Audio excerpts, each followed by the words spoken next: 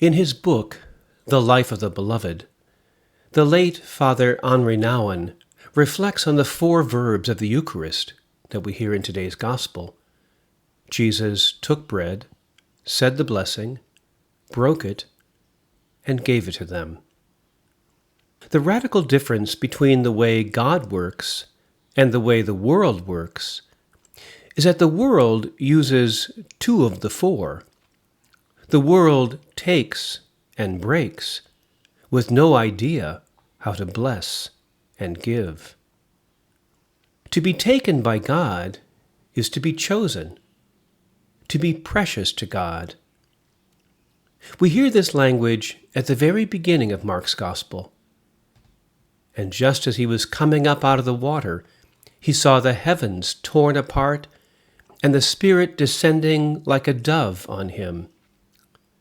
And a voice came from heaven, "You are my Son, the Beloved. With you I am well pleased." To be chosen does not mean that others are rejected. It's not a competitive, but a compassionate choice.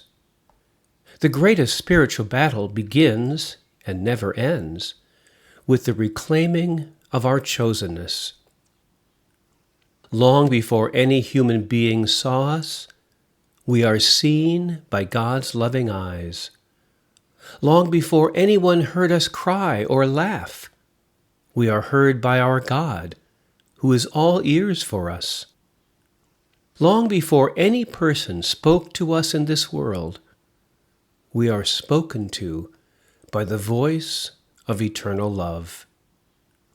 The limited, sometimes broken love of those who share our humanity can often point us to the truth of who we are, precious in God's eyes. When we keep claiming the light, we will find ourselves becoming more and more radiant. When the children of Israel are just about to enter the land of promise, Moses challenged them with these words, "I've set before you life and death, blessings and curses. Choose life, so that you and your descendants may live." Not claiming your blessedness will lead you quickly to the land of the cursed. There is little or no neutral territory between the land of the blessed and the land of the cursed. You have to choose where it is that you want to live. Claiming your own blessedness always leads to a deep desire to bless others. Neuroscientists have identified a characteristic of our brain they call the negativity bias. Our brains are like Velcro for negative experiences and Teflon for positive ones. You're wired to forget all the good things and instead obsess over the negative. How can we reverse this hardwired habit of the mind?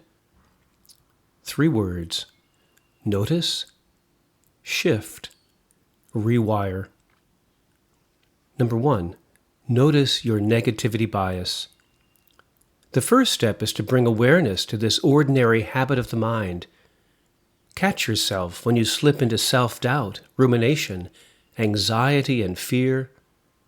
Notice when your mind starts spinning out worst-case scenarios. Number 2, shift to a moment of gratitude. Noticing opens the space for carving new neural pathways. Shifting allows you to flood this space with a more productive focus of attention. A few seconds of gratitude is the most efficient way to do this. Number 3, rewire your brain. Here's where the real work begins.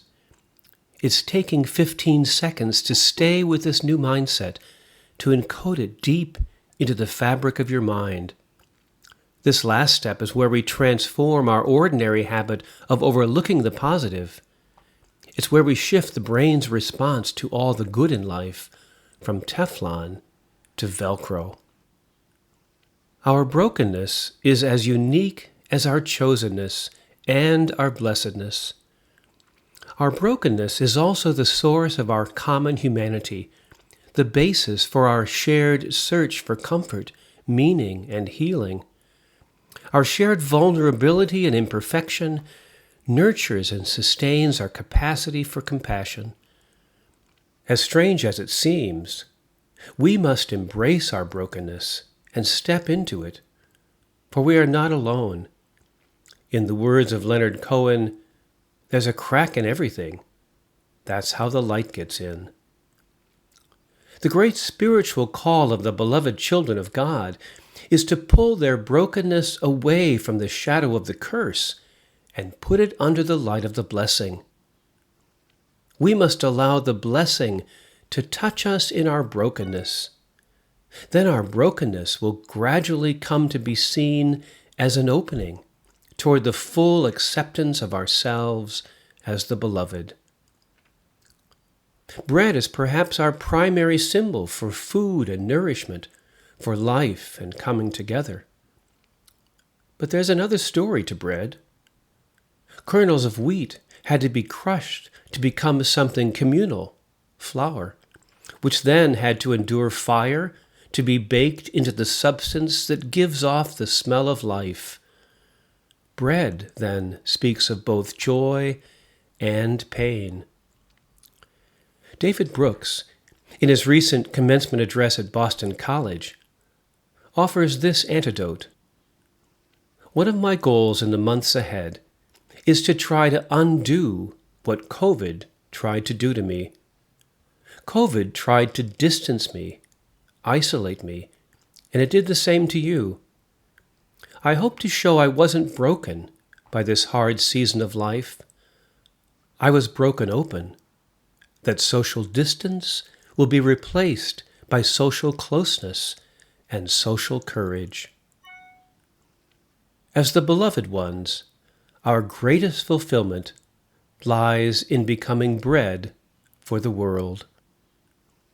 We too must be taken, blessed, broken, and given if we are to have life within us.